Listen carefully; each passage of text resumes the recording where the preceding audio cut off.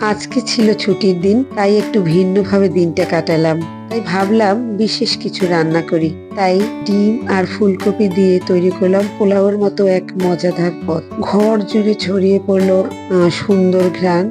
প্রথমে কি করলাম, আলু ভেজে নিলাম, ডিম ভেজে নিলাম, ফুলকপিটাও হালকা করে একটু ভেজে নিলাম। ফুলকপি ভাজা হয়ে গেলে উঠিয়ে নিলাম।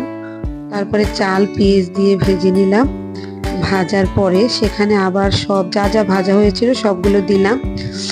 দেওয়ার পরে আবার একটু কষিয়ে নিলাম। কষানোর পরে জল দিয়ে দিলাম। জলটা দেওয়া হয়ে গেল, গরম জল দিলাম কিন্তু। তারপরে আরেকটু নেড়ে চেড়ে ঢাকনা দিয়ে রাখলাম।